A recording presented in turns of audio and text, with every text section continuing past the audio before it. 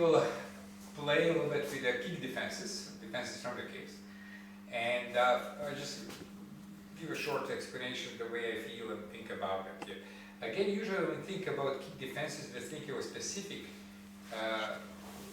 relation to the kick, you know, how to move away from the kick, how to block the kick, or whatever is the case, how to shield yourself from the kick. Now we're going to start with basically with body work. You know, so in the Sistema Homo Ludens general Sistema, the idea is not to project techniques into your experience, but rather from your get to know your body, how your body moves, how you feel in your body, certain knowledge of biomechanics, and then from there on you develop the kick defenses. Now, basically, it will be more understandable later on. So we're going to start first with the hip work and the front kick, for example. Now, our body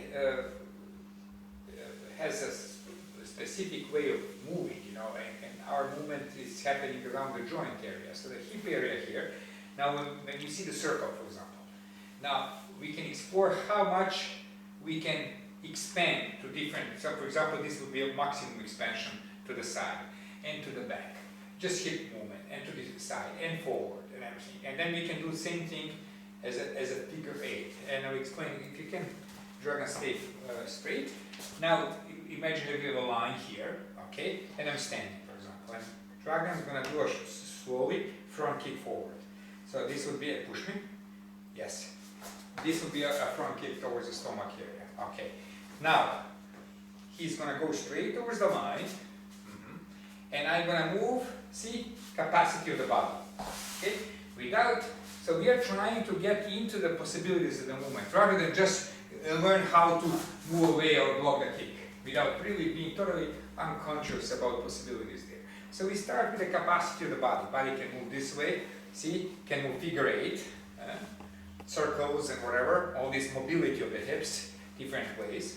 And then we're going to try to use this first. Look at how little movement you need when the movement comes in, and you can drag and step forward so you can see it. So he's going straight through, boom, okay? And then from there on, look, just a little movement here, okay? Based on our capacity to move, if we can avoid a kick, okay? So from here, one more time, and move comes in, and we're avoiding the kick. So this will be the center. Can you, please, can I have your right?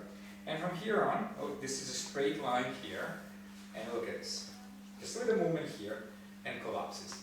Now from there on later, we can build from the whole capacity, you know, like of possible takedown. For example, you avoid, and then you can push away. Just to give you an example, but now we're going to still focus. Now I can move in this direction. Now I can move diagonally, so the move comes in. I'm moving diagonally. So one more time, dragon.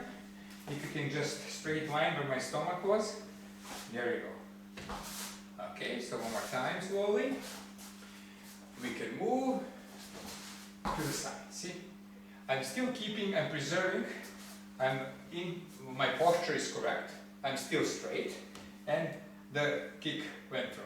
Now, I can move forward, that means into the kick, or I can just absorb back. So pretty much we covered, when it comes to our movement around the front kick, we cover all the different angles. So one more time, so we can move, see, to the side, we can move that way, we can come forward and maybe cut the force of his kick, or I can absorb kick by moving back. So these two are with the contact. So his force is, his projection is for this specific position here. So if I go absorb backwards, I can absorb a little bit and disperse the force, or I can cut the force coming forward. Okay, that's with the contact. But moving sideways, it's not jumping around, or you can just move typically to the side, which is okay. But now we are starting from very specific area, just isolating the hip area and not moving the whole body and trying to avoid the kick.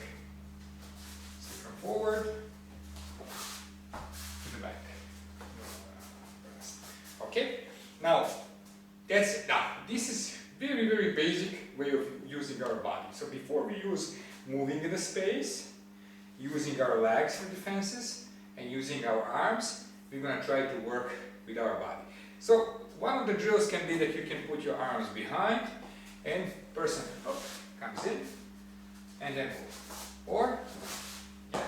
So that practice can be static and can be dynamic. I can move, but slowly. Look at this.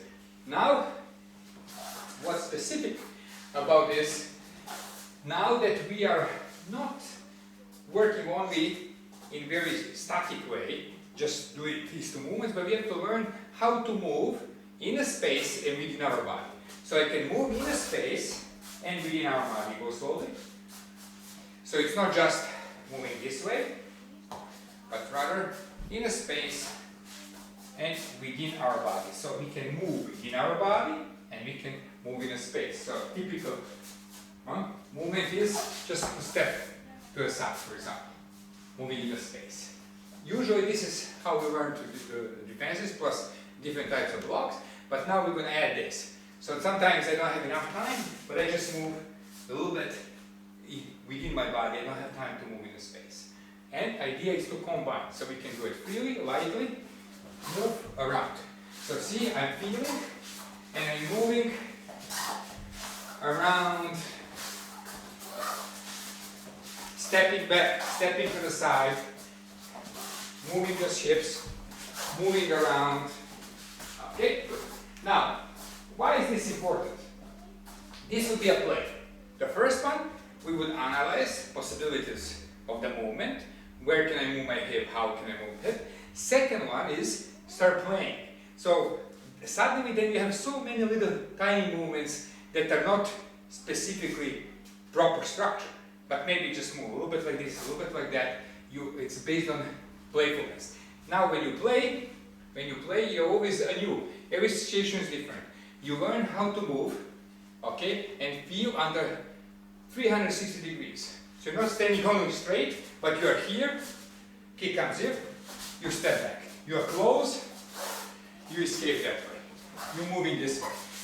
So pretty much you're moving all these different ways, absorbing, moving, stepping to the side, cutting the distance, moving with the whole your body, just in a spot, on and on and on.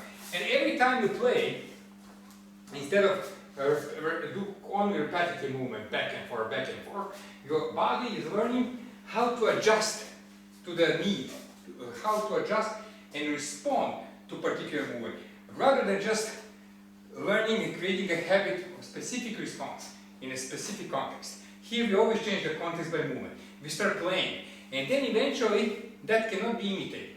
I cannot imitate his work. I start to liberate and open up towards my own body capacities.